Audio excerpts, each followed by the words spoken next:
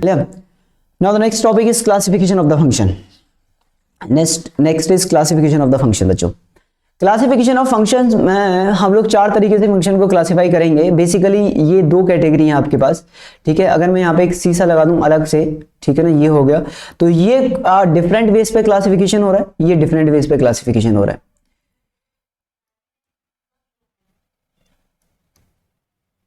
ठीक है ना। ये डिफरेंट वेज पे क्लासिफिकेशन है, ये डिफरेंट वेज पे क्लासिफिकेशन है। तो क्लासिफिकेशन में एक कैटेगरी आती है 1 1 मैनी 1 की, और एक आती है N2 N2 की। क्लियर। ये एक फैमिली के हैं, ये दूसरी फैमिली के हैं, दोनों में बताऊंगा। ये एक परिवार के सदस्य हैं दोनों के दोनों, और ये दूसरे परिवार के सदस्य हैं। क्लियर। तो 1 1 होता है, मैनी 1 होता है, N2 होता है, On2 होता है। ये 4 फंक्शन होते हैं। 4 तरीके से आप नाम बता सकते हो इसके कि भाई ये 1 1 हो गया, क्लियर, ये 1 1 हो गया, ये N2 हो गया, ये On2 हो गया। क्लियर। जो On2 फंक्शन होता है बच्चों, जो On2 फंक्शन होता है उसे हम लोग क्या बोलते हैं, उसे हम लोग सर्जेक्टिव भी बोलते हैं। क्लियर। इसे हम On2 मतलब सर्जेक्टिव, सर्जेक्टिव, ठीक है ना। और बच्चों 1 1 हो गया, ये 1 1 हो गया, मैनी 1 हो गया। जो 1 1 होता है उसे इंजेक्टिव भी बोलते हैं, ये इनके दूसरे नाम है। क्लियर। ये इसके दूसरे नाम है। 1 1 मतलब इंजेक्टिव, सर्जेक्टिव मतलब On2। क्लियर। ये इनके सेकंड नेम है, जैसे होता है ना सेकंड नेम, किसी का नाम राम भी है, राधे श्याम भी है, क्लियर, एक ही का, तो वो वाली बात है। तो 1 1 का नाम इंजेक्टिव होता है, ये इसका दूसरा नाम हो गया। तो 1 1 होता है, मैनी 1 होता है, N2 होता है, On2 होता है, On2 का नाम सर्जेक्टिव, On2 का नाम सर्जेक्टिव होता है। क्लियर, क्लियर भाई। चलो तो फिर ये हो गया, ठीक है। अब एक एक करके पढ़ लेते हैं कि भाई On2 क्या होता है, N2 क्या होता है, लेकिन उससे पहले समझ लो कि हम इसे किस तरीके से आगे करेंगे। तो ये जो 4 फंक्शन है, यानी कि 2 एक परिवार के, 2 एक परिवार के, अब इन दोनों का हम लोग मिलन करवा देते हैं। दोनों परिवारों में किसी भी तरह विचारों में क्या हो गया था, लड़ाई हो गई थी। जो O से स्टार्ट होते हैं ना, O से स्टार्ट जो फंक्शन होते हैं उनके 2 नाम होते हैं। जो O से स्टार्ट हो रहे हैं उनके 2 नाम हैं, जैसे On2 का नाम सर्जेक्टिव है और 1 1 का नाम इंजेक्टिव है। O से स्टार्ट होने वालों के क्या है, 2 नाम है। O से स्टार्ट होने वाले के 2 नेम्स हैं। क्लियर भाई। O से जो स्टार्ट हो रहा है उनके 2 नेम्स हैं, On2 का भी सर्जेक्टिव है और 1 1 का भी इंजेक्टिव है। इसे बहुत से लोग 1 to 1 भी बोल सकते हैं। क्लियर। इसका दूसरा नाम इसे 1 to 1 भी बोल देते हैं, 1 to 1 फंक्शन, ठीक है ना, 1 to 1 भी बोल देते हैं इसे। क्लियर। इसे मैनी टू 1 भी बोल सकते हैं, ठीक है ना, वो तो एक ही बात है। मैनी टू 1 बोले या फिर 1 to 1 बोले, मैनी टू 1 भी बोल देते हैं इसे, ठीक है ना, बात आई समझ में। तो अब हम लोगों ने क्या किया, इन दोनों का मिलन करवाया। दोनों परिवारों में किसी भी तरह बेचारों में मन मुटाव हो गया था, तो दोनों परिवारों में अब क्या है, हमने उन्हें मिलन करवा दिया। तो अब ये बेचारा 1 1 जाके गले मिलेगा N2 से, 1 1 जाके गले मिलेगा On2 से। क्लियर। तो एक फंक्शन हो गया 1 1 N2, 1 1 On2। क्लियर भाई। 1 1 जो है वो आपके जाके गला मिला N2 से और On2 से, तो 1 1 N2 हो गया एंड 1 1 On2 हो गया। क्लियर। तो पहला हो गया 1 1 On2 एंड 1 1 N2। क्लियर, बात आ गई समझ में भाई। 1 1 जाके गले मिला 1 1 On2 से और 1 1 N2 से। क्लियर। उसके बाद फिर ये मैनी 1 गया, मैनी 1 इससे गले जाके मिलेगा और इससे भी जाके गले मिलेगा, तो दोनों से जाके गले मिला। क्लियर। तभी तो परिवार का मतभेद जो है वो खत्म होगा। तो ये हो गया many 1 On2 and many 1 N2। Clear. अब दुनिया वाले इन्हें किसी भी नाम से बुलाएं, जैसे कि ये इंजेक्टिव है, अब एक ही परिवार है तो ये नॉट इंजेक्टिव हो गया। ये इसे क्या बोल सकते हो, नॉट इंजेक्टिव। समझ रहे हो बात को भाई। मैनी 1 को आप नॉट इंजेक्टिव बोल सकते हो, फिर या तो 1 1 होगा, या तो इंजेक्टिव होगा, या नॉट इंजेक्टिव होगा। क्लियर। इसे क्या बोल सकते हो आप, नॉन सर्जेक्टिव, नॉट सर्जेक्टिव, ठीक है, नॉट सर्जेक्टिव, या तो सर्जेक्टिव होगा या नॉट सर्जेक्टिव होगा। ये ऐसे हो गया जैसे कि एक ही फैमिली में 2 बच्चे थे। क्लियर। ये ऐसे समझो आप, एक ही फैमिली में 2 बच्चे थे, एक था श्याम, एक था घनश्याम, ठीक है।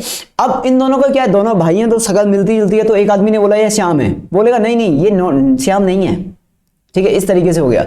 तो उसने बोला ये सर्जेक्टिव है, तो वो ये भी तो बोल सकता है ना ना ना ये सर्जेक्टिव नहीं है, ये नॉट सर्जेक्टिव है, ये सर्जेक्टिव नहीं है।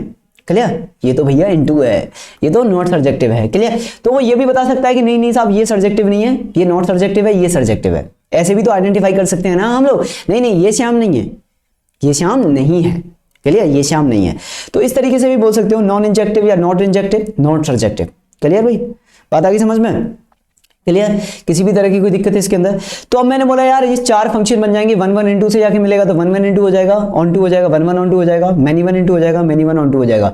अच्छा इसका और क्या नाम होता है, 1 1 On2, वन वन है ऑन टू है, तो वन वन ऑन टू को क्या बोल सकते हैं, injective plus surjective, injective and surjective. तो इसका एक नाम होता है बच्चों बाइजेक्टिव फंक्शन, इसका जो दूसरा नाम है इसे क्या बोलते हैं हम लोग, bijective.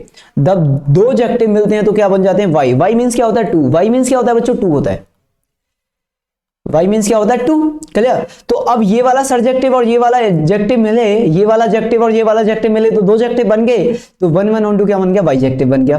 One one on to क्या बन गया, बाइजेक्टिव बन गया। और ये जो बाइजेक्टिव होता है यही रिस्पॉन्सिबल होता है आपके इनवर्स फंक्शन के लिए। क्लियर। तो इनवर्स फंक्शन जब मैं आपको पढ़ाऊंगा तो वहां पे बताऊंगा कि बाइजेक्टिव जो होता है वही आपका रिस्पॉन्सिबल होता है आपके इसके लिए, वन वन ऑन टू के लिए। क्लियर। जो सॉरी इनवर्स फंक्शन होता है वो आपका बाइजेक्टिव में ही होता है सिर्फ, तो बाइजेक्टिव का होना बहुत जरूरी है इनवर्स फंक्शन के लिए। क्लियर। बात आ गई भाई समझ में। तो अगर फंक्शन बाइजेक्टिव है तभी इसका इनवर्स लाई करेगा, तो इसका एक आंसर क्या होगा, इसका एक नाम क्या होगा, bijective. One one onto को क्या बोल सकते हैं, बाइजेक्टिव। क्यों, क्योंकि ये इंजेक्टिव मिल रहा है, एक जेक्टिव ये रहा, एक जेक्टिव और प्लस दूसरा जेक्टिव ये रहा, सर्जेक्टिव। तो जब ये दो जेक्टिव मिले, तो जब ये दोनों जेक्टिव, जब ये दो जेक्टिव मिलेंगे तो टू जेक्टिव, ठीक है ना, टू जेक्टिव मिलके क्या बना लेंगे, बाइजेक्टिव। क्लियर। टू जेक्टिव मिलके क्या बना लेंगे, बाइजेक्टिव बना लेंगे। इसे क्या बोल सकते हो, वन वन इंटू को क्या बोल सकते हो आप, वन वन इंटू को बोल सकते हो इंजेक्टिव बट नॉट सर्जेक्टिव। इसे बोलते हैं इंजेक्टिव, इसे क्या बोलते हैं, injective, injective but not surjective, not surjective. Clear. बात आई समझ में भाई। भाई इंजेक्टिव जो होता है, इनटू जो होता है वो क्या होता है, नॉट सर्जेक्टिव होता है। तो वन वन हो गया injective but not surjective. Clear. ऐसे भी बोल सकते हैं, मैनी वन को क्या बोल सकते हैं, इसे क्या बोल सकते हैं, नॉट इंजेक्टिव बट सर्जेक्टिव। ठीक है ना, not injective, not injective but surjective. ठीक है, इसका एक नाम ये भी हो सकता है, सर्जेक्टिव। ये क्या होता है, neither, not injective not surjective. ठीक है, ठीक है, नाइदर इंजेक्टिव नॉट सर्जेक्टिव ऐसे भी बोल सकते हो। ठीक है ना, तो नाइदर इंजेक्टिव, नाइदर इंजेक्टिव, ठीक है, इजेक्टिव नहीं, इंजेक्टिव। ठीक है, नाइदर इंजेक्टिव नॉट सर्जेक्टिव, ना इंजेक्टिव है ना सर्जेक्टिव है। क्लियर। बात आ गई भाई समझ में। तो ना तो ये इंजेक्टिव होगा ना ही ये सर्जेक्टिव होगा। क्लियर। किसी भी तरह की कोई भी दिक्कत बच्चों इसके अंदर। क्लियर। तो इनके ये नाम है, बस आप ये नाम ध्यान रखिएगा कि नॉट इंजेक्टिव, सर्जेक्टिव किस तरीके से यहाँ पे होगा, कौन सा इंजेक्टिव होगा, कौन सा सर्जेक्टिव होगा, नाइदर इंजेक्टिव नॉट सर्जेक्टिव, या फिर इंजेक्टिव बट नॉट सर्जेक्टिव, या फिर बाइजेक्टिव। क्लियर। तो इस तरीके से ये इनके नाम हो गए। क्लियर। चलो अब एक एक करके पढ़ लेते हैं। तो सबसे पहले मैं आपको बता देता हूँ भाई, वन वन क्या होगा, मैनी वन क्या होगा, इनटू क्या होगा, ऑन टू क्या होगा। आप सबको मिला लेना और आपके आंसर आ जाएंगे। क्लियर। तो सबसे पहली जो बात चलती है, अपनी कहानी जो स्टार्ट होती है वो वन वन के साथ होती है, वन वन के साथ। और बहुत देसी लैंग्वेज में समझाने वाला हूँ, मतलब आप में से हर एक किसी को समझ में आ जाएगा बहुत ईजीली तरीके से। जिन लोगों को बहुत ज़्यादा प्रॉब्लम होती है ना, उन्हें समझ में नहीं आता बेचारों को कि हो क्या रहा है, कहानी कहाँ से कहाँ चली गई। ठीक है ना। तो सबसे पहला पार्ट है बच्चों यहाँ पे one one, one one, one one and many one function. ठीक है ना, one one and many one function, one one and many one function, many one function. ठीक है ना, मैनी वन फंक्शन। अब इनके दो नाम नहीं लिखूंगा यार मैं। क्लियर। वो तो आपको पता ही है कि अब आगे क्या करना है आपको। ठीक है ना। तो पहला is one one and many one function. Clear बच्चों, one one and many one function. Clear. Now यार इसमें क्या हो जाएगा, a function is called one one और a function is called one one और many one. A function is called one one, a function is called one one या फिर one two one, और फिर वन टू वन। ठीक है। a function is called one one और फिर one two one, या फिर इंजेक्टिव। ठीक है ना, या फिर इंजेक्टिव, ब्रैकेट में लिख लो, या फिर injective, injective. if each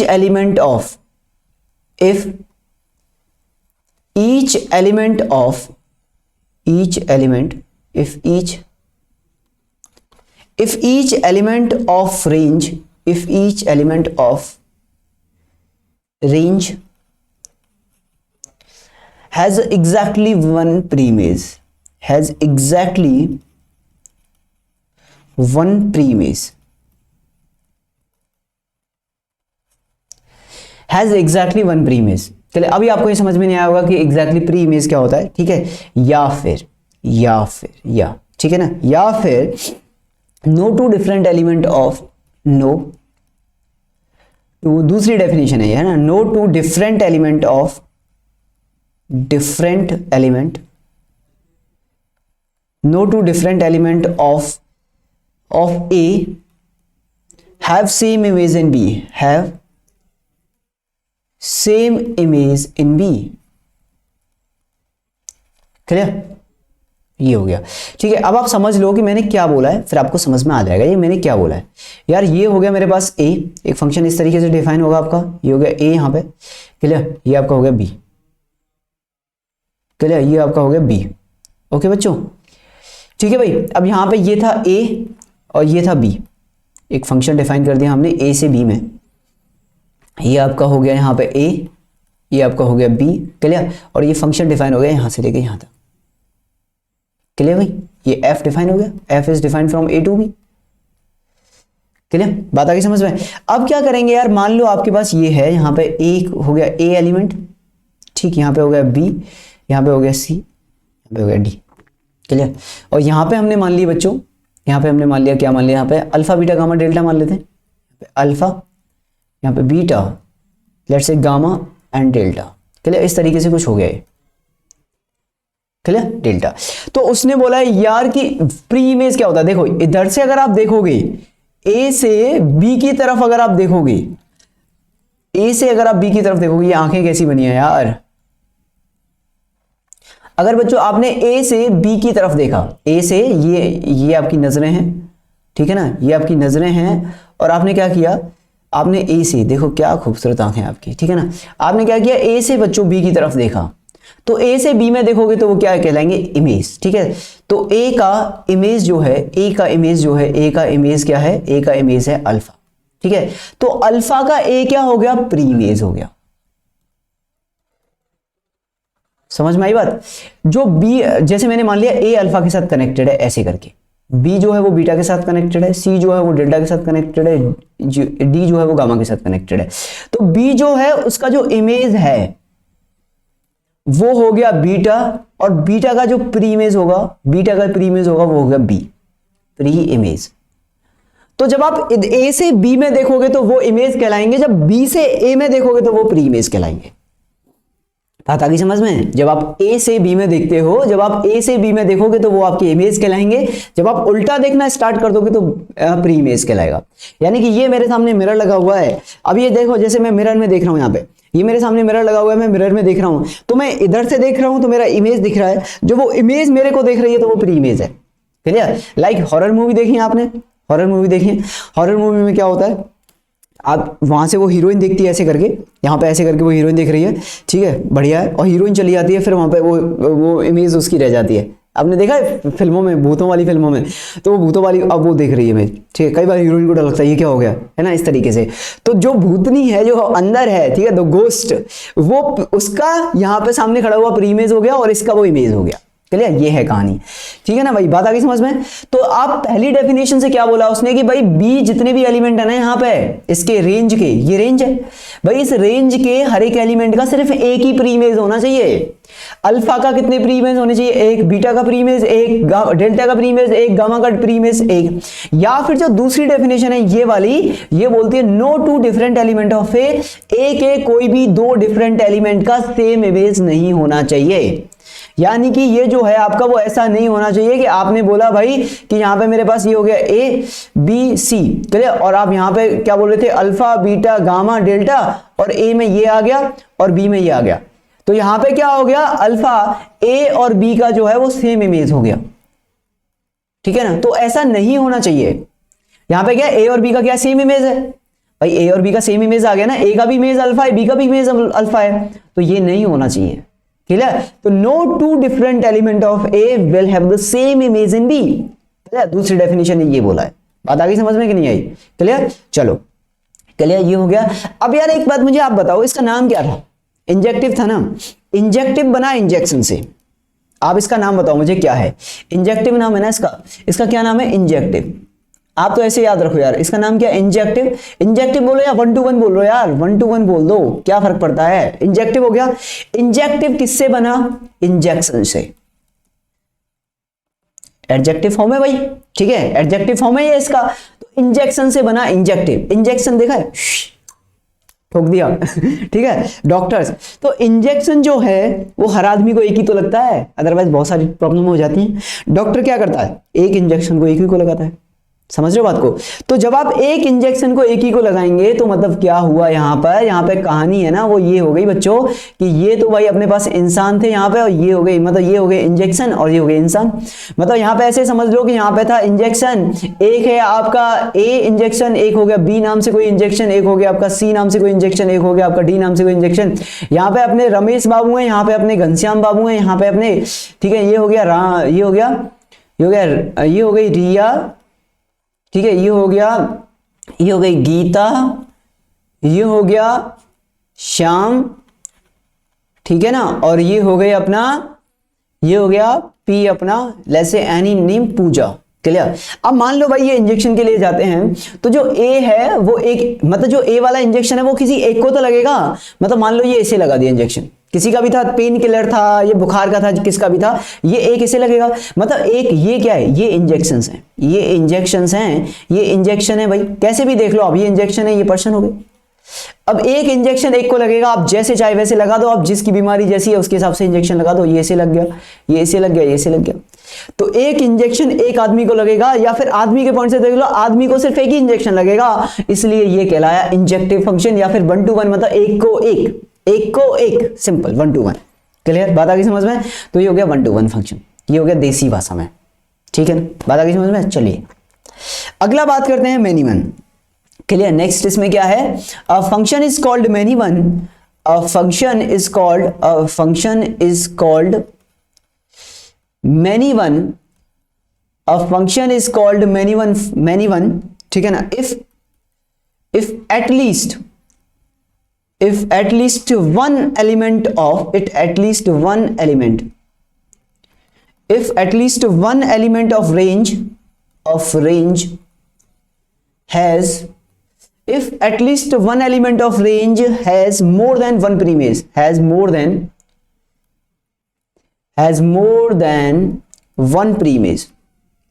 one premise, अगर रेंज का कम से कम एक एलिमेंट ऐसा होना चाहिए जिसके एक से ज्यादा इमेज हो। Clear.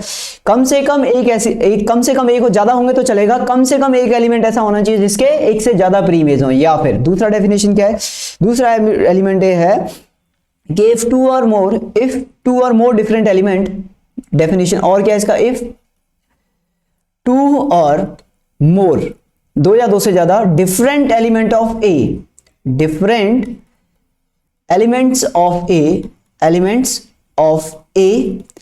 has more than one have same image in B, have same image in B, ठीक है, ऐसे समझो, have same image in B, same image in B। Clear, बात आ गई समझ में। दो या दो से ज्यादा different element of A have a same image in B, क्या होना चाहिए, उनका सेम इमेज होना चाहिए। यानी कि भाई आपने देखा है जब अगस्त के आसपास का महीना आता है, जब अगस्त होता है ना, जब अगस्त के आसपास का मौसम आता है तो वायरल सा हो जाता है सबको, और एक ही तरह की प्रॉब्लम सी होने लगती है ज्यादातर लोगों को, ठीक है ना। जैसे ये हो गया A, ये हो गया B, ये हो गया C, ये हो गया D। क्लियर। यहाँ पे हो गया alpha, beta, let's say gamma.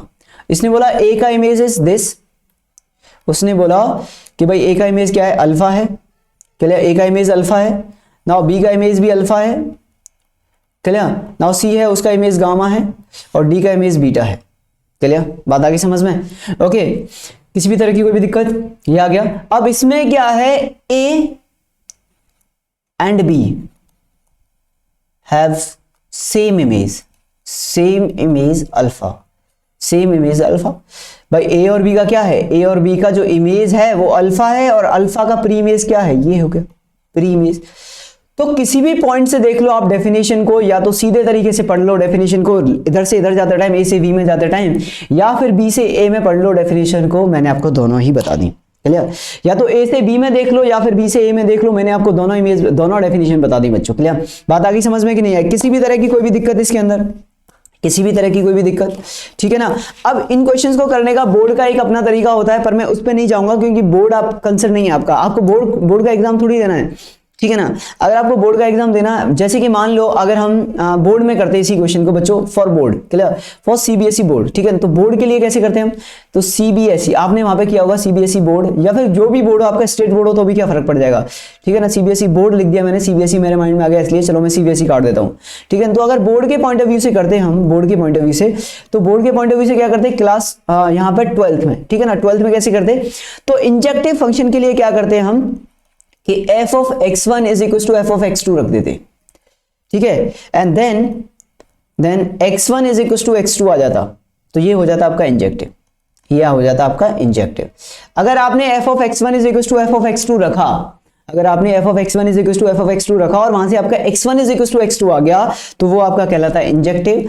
और बच्चों अगर आपने इसमें जैसे ये है, अब इसमें अगर आपको बोर्ड के हिसाब से करना होता, ठीक है ना, 12th क्लास बोर्ड के हिसाब से करना होता, ठीक है ना, तो यहां पे ही लिख देता हूं, ठीक है ना, यहां पे, ठीक है। तो बोर्ड के हिसाब से करते हैं ना, 12th बोर्ड, अगर 12th बोर्ड के हिसाब से करते तो मैं क्या बोलता कि f of x1 रखा आपने is equal to f of x2, और वहां से देन आपको क्या मिला कि x1 is not equal to x2, ये मिल गया, देन ये हो जाता आपका मैनी वन फंक्शन।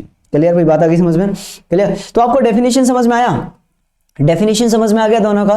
भाई ये होता है मैनी वन का मतलब कि आप एक ही इंजेक्शन, आप एक ही तरह का इंजेक्शन, आप 2 इंजेक्शन एक आदमी को लग सकते हैं, मैनी वन, क्लियर। तो एक आदमी को 2 से ज्यादा इंजेक्शन लग रहे हैं, ज्यादा बीमारी है बेचारे को, ठीक है, ज्यादा बीमारी हो गई तो एक ही आदमी को 2 इंजेक्शन लग गए, ए भी लग गया, बी भी लग गया, क्लियर। किसी भी तरह की कोई भी प्रॉब्लम, चलो अब यहाँ पे ना ग्राफिकली इसका मतलब क्या होता है, ग्राफिकली कैसे पहचानोगे आप कि कोई इंजेक्टिव है या फंक्शन इज इंजेक्टिव और नॉट इंजेक्टिव, तो ग्राफिकली समझ लो अब आप, ग्राफिकली, ठीक है ना। तो ग्राफिकल अप्रोच, ग्राफिकल, ठीक है ना। ग्राफिकली मेथड क्या है, ग्राफिकली कैसे पहचानोगे आपकी कोई इंजेक्टिव है या नहीं है, ठीक है। तो भाई ग्राफिकली देखो, सिंपल सी डेफिनेशन है, जेई में तो आप फटाफट क्वेश्चन सॉल्व करना, ये f of x1 f of x2 ये तो बोर्ड के लिए होता था, क्लियर। भाई इसमें क्या हो जाएगा, अगर मैं आपसे बात करूं, if a horizontal straight line, if a horizontal, ठीक है ना, horizontal straight line, if a horizontal straight line, ठीक है ना, ध्यान देना, हॉरिजॉन्टल बोला है मैंने बच्चों, मैंने बोला है हॉरिजॉन्टल स्ट्रेट लाइन, क्लियर, मैंने क्या बोला, horizontal straight line, clear. If a horizontal straight line cut the graph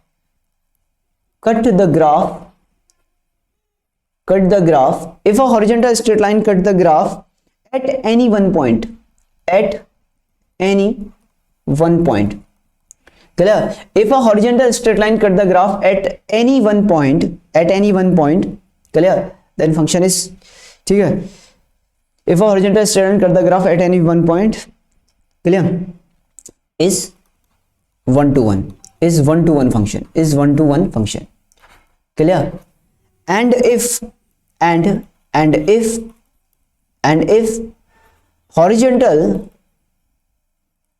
horizontal straight line, if horizontal straight line cut the graph at more than one point,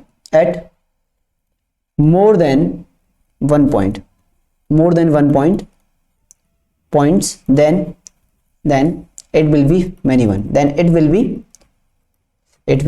one, clear.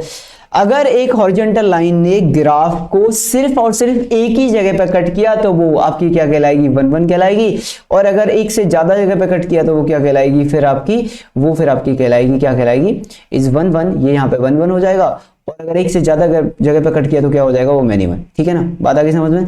More than 1 point, यहाँ पे क्या लिखा हुआ है, more than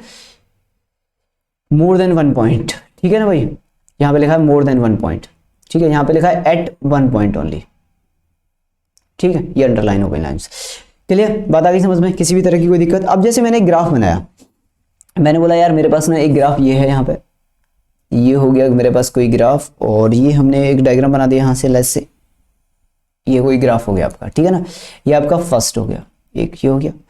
दूसरा graph जो है वो हमने कुछ इस तरीके से बनाया, सेकंड वाला जो ग्राफ है कुछ इस तरीके से एक सेकंड ग्राफ बना दिया, लाइक सेकंड ग्राफ कुछ इस तरीके से हो गया,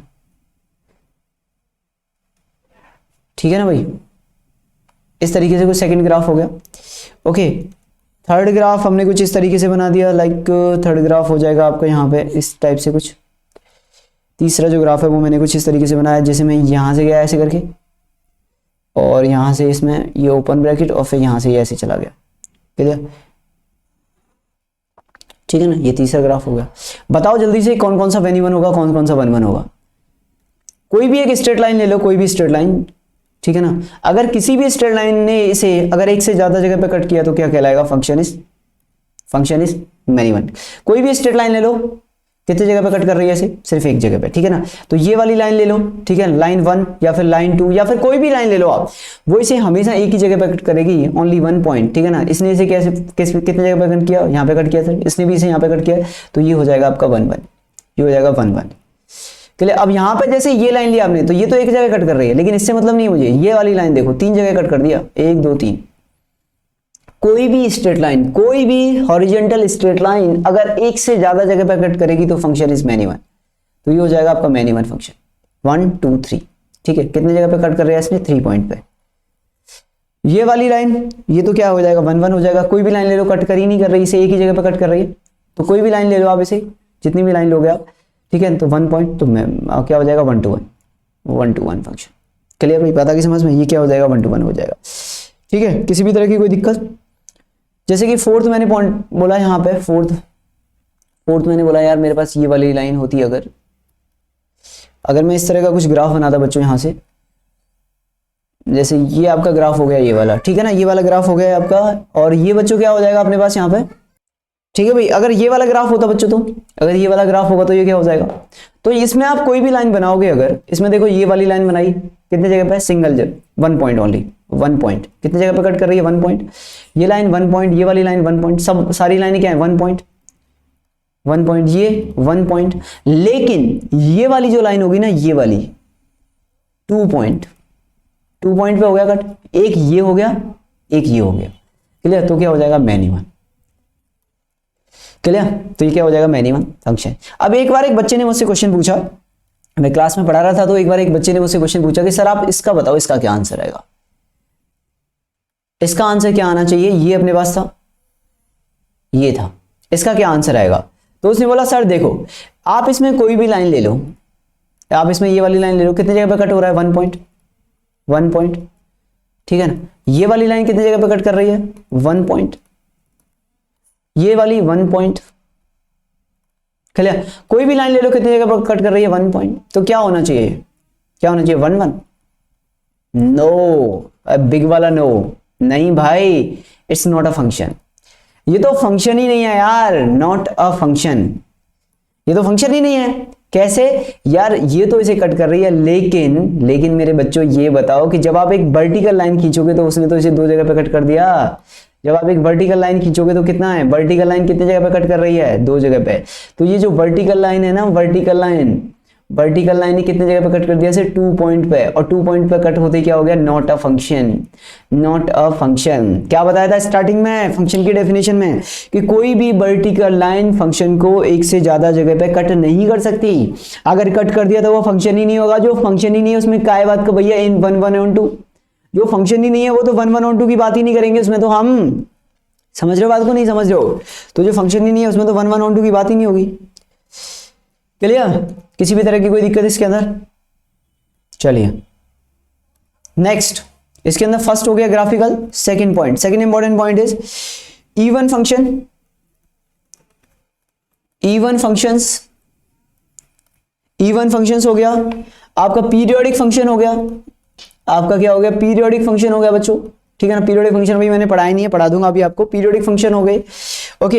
एंड आपका फ्लक्चुएटिंग टाइप या ऑसिलेटिंग टाइप फंक्शन हो गया, ठीक है ना, फ्लक्चुएटिंग या फिर ऑसिलेटिंग टाइप, ठीक है ना, OSCILLA, oscillating type function, oscillating type function, oscillating type का हो, कुछ ऑसिलेट कर रही हो उसकी वैल्यू, ऑसिलेटिंग टाइप फंक्शन। अभी एग्जांपल देता हूं, is many one function, is many one function, is many one function, बात आई समझ में।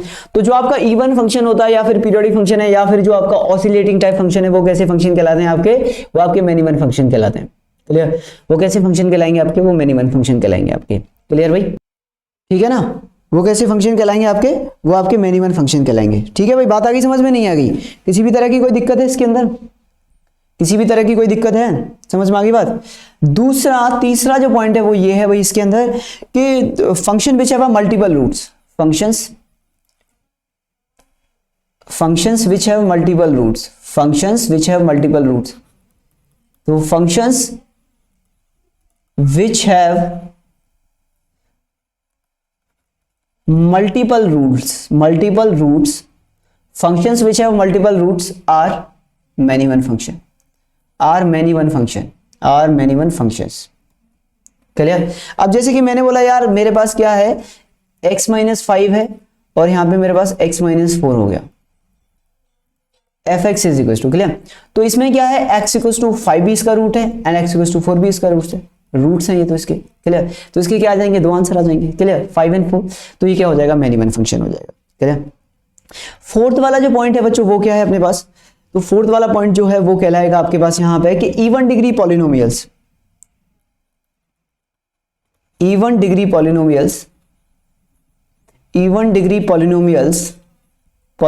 डिफाइंड इन आर, मतलब डोमेन नहीं काटना है आपको, defined in are will be many one, clear? वो कैसे हो जाएंगे, मैनी वन।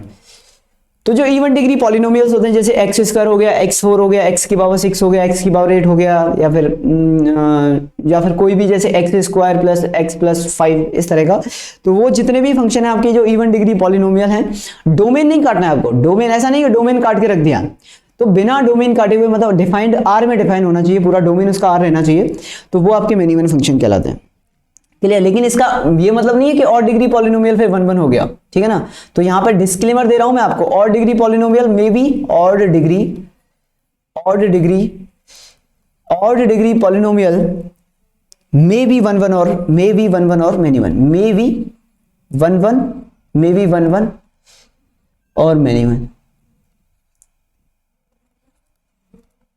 ठीक है ना? और डिग्री पॉलिनोमियल मे बी 1 1 और मैनी वन, क्लियर? बात आ गई समझ में?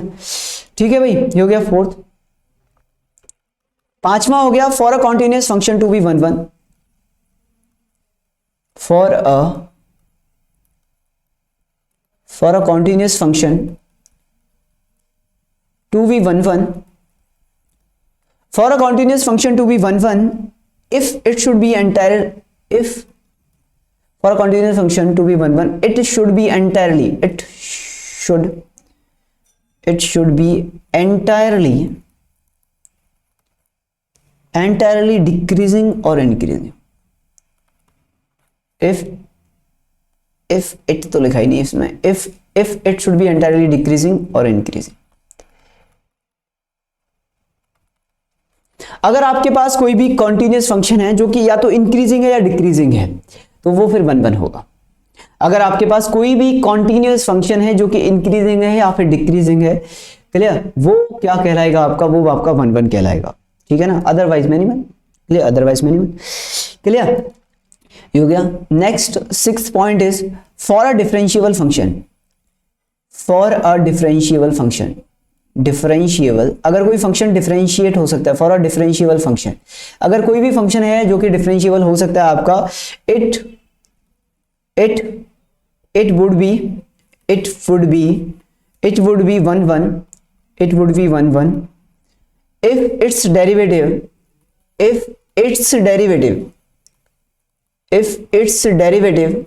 should not change, if its derivative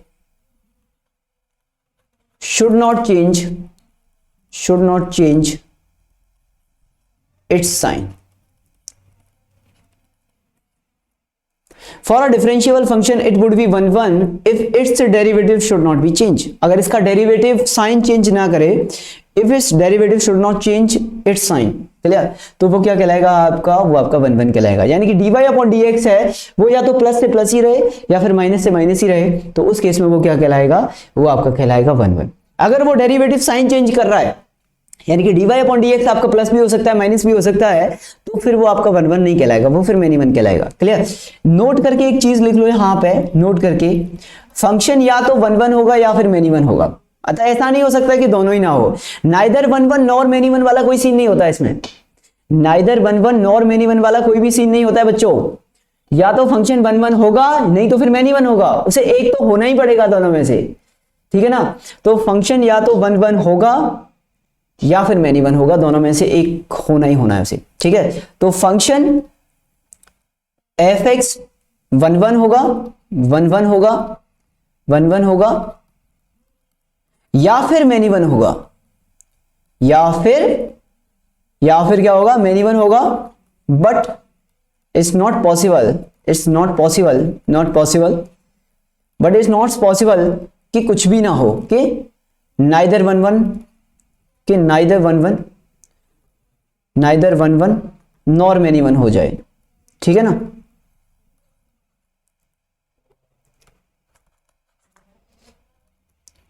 it's not possible कि फंक्शन क्या हो जाए, नाइदर 1 1 नॉर मैनी 1, ऐसा नहीं हो सकता। फंक्शन को मैनी 1 या 1 1 में से एक होना ही पड़ेगा, इन दोनों में से एक तो होना ही पड़ेगा उसे, या तो 1 1 होगा, 1 1 नहीं हुआ तो मैनी 1 होगा, खत्म बात, क्लियर। तो कम से कम इसमें से एक, कम से कम क्या, एक ही होना पड़ेगा, दोनों तो हो ही नहीं सकता, तो इन दोनों में से एक उसे होना ही पड़ेगा। 1 1 और मैनी 1 में से, 1 1 और मैनी 1 में से, ठीक है ना, मैनी 1 में से एफ एक्स को एक होना ही पड़ेगा, एक होना ही पड़ेगा, एक होना ही पड़ेगा।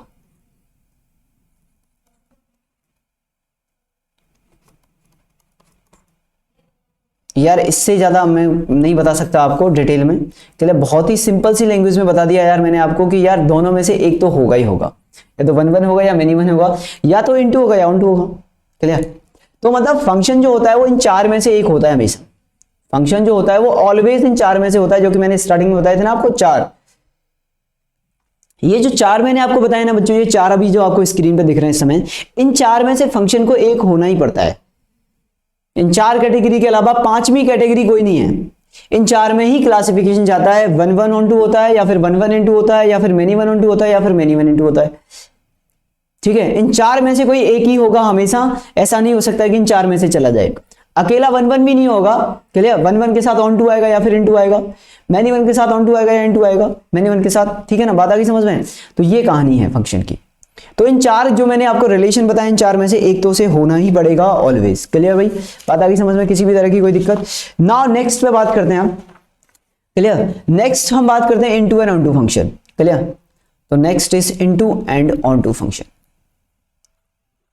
इनटू या फिर इनटू और ऑनटू फंक्शन, इनटू और onto function, onto function, into और ऑनटू फंक्शन। बच्चों बात आ रही है कि नहीं समझ में, भाई बात आ रही है ना समझ में, आप लोगों को समझ में आ रही है ना कहानी। भाई इनटू और ऑनटू फंक्शन की बात करें बच्चों हम, तो इनटू फंक्शन क्या हो जाएगा, अ फंक्शन। यार देखो वीडियो आप देख रहे हो, बैकलॉग मत करना, क्लियर। वीडियो में क्या करते हैं बच्चों ना, बैकलॉग क्रिएट करते जाते हैं, बैकलॉग क्रिएट मत करो यार, डेली का काम डेली करो। अगर किसी कारणवश छूट जाए दिन में तो रात में कंप्लीट करो, रात में छूट जाए तो दिन में कंप्लीट करो। जिससे क्या होता है, आपका डेटा खत्म हो जाता होगा, तो डेटा खत्म हो जाता है तो कुछ भी जुगाड़ करो लेकिन खत्म करो, क्लियर। बहुत ही ज्यादा अर्जेंट कंडीशन आ रही है तो संडे वनडे में कंप्लीट कर लो, क्लियर।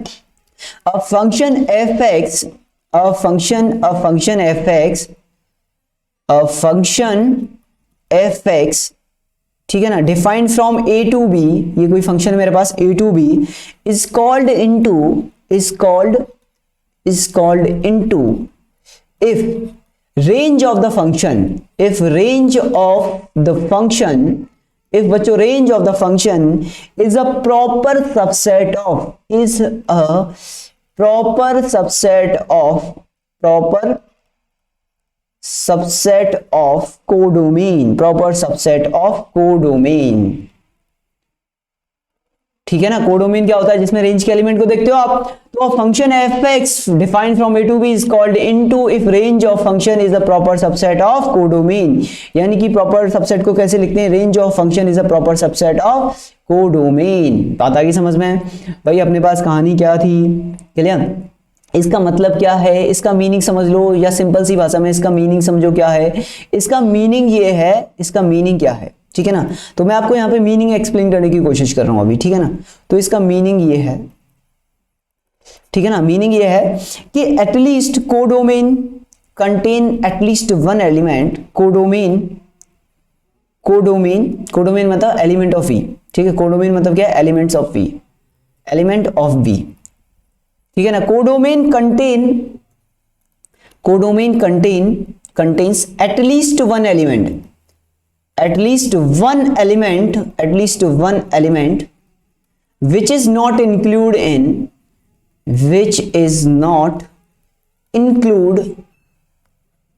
not include in, अरे यार ये इंक्लूड है या कुछ अलग ही बन गया है, which is not include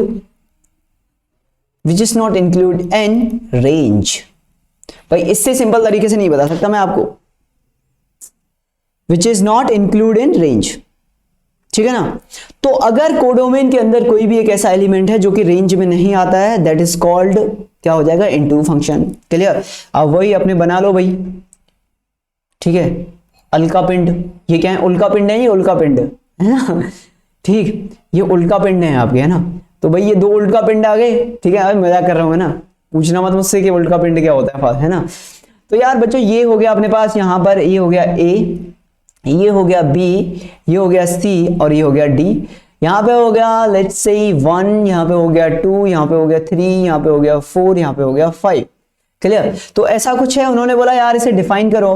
clear, इसे डिफाइन करो इनटू के लिए। इनटू के डेफिनेशन क्या है भाई, कि रेंज जो है, रेंज के एलिमेंट कोडोमेन के एलिमेंट से कम होने चाहिए।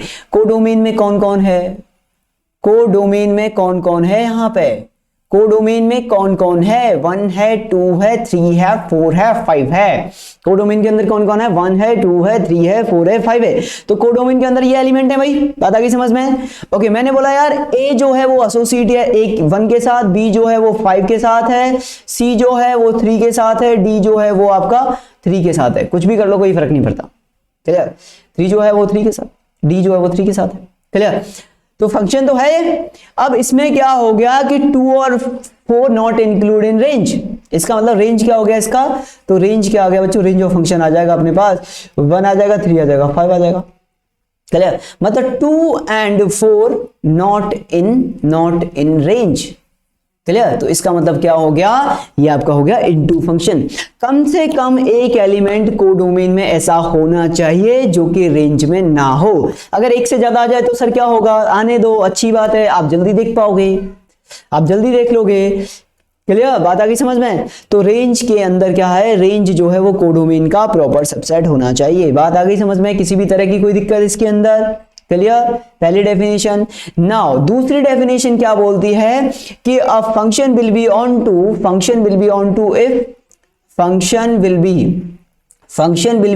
टू या फिर सर्जेक्टिव,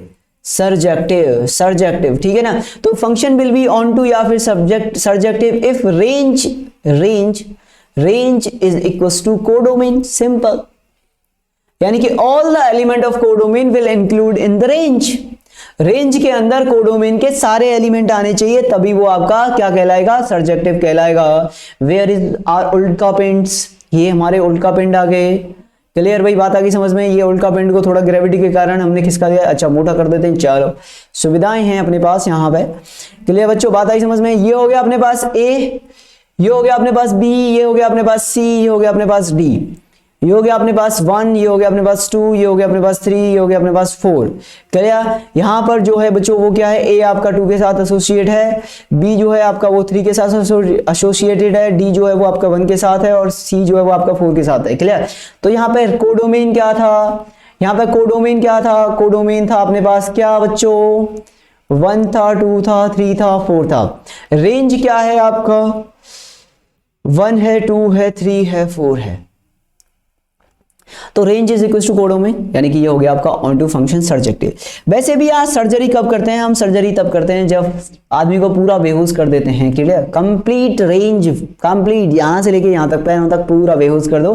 ठीक है, अब मैं ऐसी छोटी मोटी सर्जरी की बात नहीं कर रहा, जब मैं सर्जरी बोल रहा हूँ तो कंप्लीट सर्जरी, ये मैं आपको समझाने की कोशिश कर रहा हूँ, बस इसका मैथ से कोई भी लिंक नहीं है। इसका मैथमेटिक्स से कोई भी लिंक नहीं है, बस मैं आपको एक्सप्लेन करने की कोशिश कर रहा हूँ। सर्जेक्टिव मतलब इस सर्जेक्टिव मतलब सर्जरी जैसा कुछ लगता है। सर्जरी मतलब लगता है कि भैया पूरे शरीर की सर्जरी होनी चाहिए, मतलब रेंज उसका पूरा ही रेंज मतलब सर से लेके पैर तक पूरा बेहोश कर दो, बीच में जाग गया और पता चला खून वून देख लिया तो घबरा के मर गया तो ठीक है ना। बात आ गई समझ में? क्लियर? किसी भी तरह की बात है, कोई दिक्कत, किसी भी तरह की कोई भी दिक्कत? क्लियर? तो ये आपका हो जाएगा function onto and onto. तो मतलब इनटू और ऑन टू चेक करने के लिए सिर्फ आपको रेंज निकालना है यार। ऑन टू और इनटू निकालने के लिए तो आपको सिर्फ रेंज निकालना है ना भाई। ऑन टू और इनटू तो आपका रेंज से निकल आएगा बच्चों। अगर आप रेंज निकाल लोगे तो आपका ऑन टू इनटू आ जाएगा। कहानी सिंपल सी है। क्लियर? तो रेंज के लिए क्या चाहिए अपने को? इनटू और ऑन टू चाहिए। बात आई समझ में? नहीं आई? बोलो, इसमें कोई दिक्कत? तो रेंज के लिए क्या चाहिए अपने को? इनटू और ऑन टू फंक्शन चाहिए सिर्फ। क्लियर? तो for finding the range, for finding range यहीं पे लिख लो ना यार, नोट करके लिख लो यहाँ पे, नोट करके। नोट क्या है? फॉर फाइंडिंग इनटू और ऑन टू नेचर, इनटू और onto nature, we have to find range of function. Clear? तो अगर आपका रेंज है, range is equal to codomain. CD मतलब कोडोमेन। सीडी मतलब क्या बोल रहा हूं मैं यहाँ पे? सीडी मतलब कोडोमेन। क्लियर? तो रेंज इक्वल टू कोडोमेन मतलब ऑन टू। अगर range of the function is less than codomain तो क्या हो जाएगा? इनटू। रेंज कभी भी कोडोमेन से ज्यादा आ सकती है क्या? कभी नहीं आ सकती। कभी भी रेंज जो है वो कोडोमेन से ज्यादा आ सकती है क्या? पॉसिबल ही नहीं है यार। कैसे आ जाएगी? इसे लेस देन की जगह सबसेट लिख लो यार, यहाँ पे सबसेट थोड़ा ज्यादा अच्छा लगता है। ठीक है? क्या रेंज कभी भी कोडोमेन से ज्यादा आ सकती है? कोडोमेन से बड़ी आ सकती है क्या? Not a function. फंक्शन ही नहीं होगा। क्या बात कर रहे हो यार? कोडोमेन से बड़ा तो आएगा ही नहीं रेंज कभी भी। बात आ गई समझ में? तो इसमें किसी भी तरह की कोई दिक्कत बच्चों? किसी भी तरह की कोई भी दिक्कत इनटू और ऑन टू के लिए? तो इनटू और ऑन टू के लिए तो यार सिंपल सी कहानी है कि यार अपने को ना सिर्फ रेंज निकालनी है, बाकी कुछ भी नहीं करना।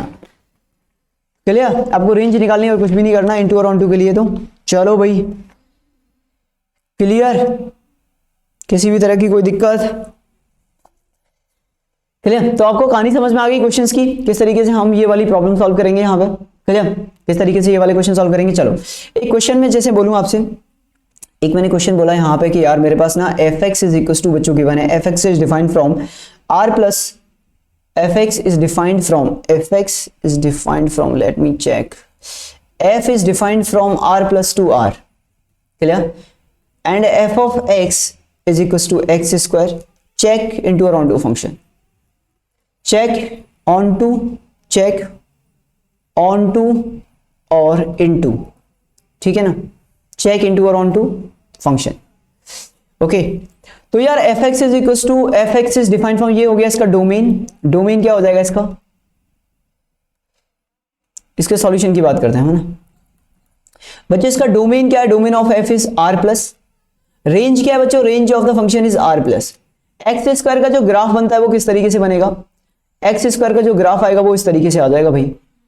r प्लस में इसका ग्राफ बनाओ आप, तो इसका जो ग्राफ आएगा ना एक्स स्क्वायर का, वो जो होता तो इस तरीके से है। मतलब एक्स स्क्वायर का ग्राफ आप ऐसे ही बनाते हो ना, ऐसे इस तरीके से। ये आपका एक्स स्क्वायर का ग्राफ होता था एंड सो ऑन। उसने बोला यार r प्लस पे डिफाइन करो इसे, मतलब यहां से आगे आगे ये डिफाइन है। अगर आपको ग्राफ आता है ना तो यार क्वेश्चंस में ना कुछ भी दम नहीं है यार, इसीलिए मैं ग्राफ पे ज्यादा जोर देता हूं। समझ में आ रहा है यार? सिंपल सी समझ में आ रहा है कि रेंज क्या है इसका, इस ग्राफ का रेंज क्या है? ये एक्स स्क्वायर का ग्राफ हो गया। ठीक है ना? तो रेंज क्या आ रहा है इसका? तो range of the function is r plus. ठीक है ना? तो range is equal to codomain. ठीक है ना? ये कोडोमेन दिया था यार बच्चों, ये कोडोमेन दिया होता है यहाँ पे। ठीक है, मैंने गलती से, मुझे पता रेंज आ रहा है इसका, ये एक्चुअल में कोडोमेन है। ये क्या होता है? ये आपका कोडोमेन होता है। ये मैं आपको ऑलरेडी बता चुका हूं। ठीक है ना? f of a to b में अगर ऐसे लिखा है तो इसमें ये होता है कोडोमेन। ये क्या होता है? कोडोमेन होता है। और ये क्या होता है? ये होता है आपका डोमेन। ठीक है ना? ये होता है आपका डोमेन। तो रेंज क्या आ रहा है इसका? रेंज तो यार इसका कोडोमेन के इक्वल आ रहा है, यानी फंक्शन इज ऑन टू। ठीक है ना? तो fx क्या हो जाएगा? fx is onto function. Clear? अच्छा, ये 1 1 होगा या मेनी 1 होगा? ये 1 1 होगा या मेनी 1 होगा? तो कोई भी स्ट्रेट लाइन बना लो आप। इसे कितनी जगह पे कट कर रही है? एक जगह पे।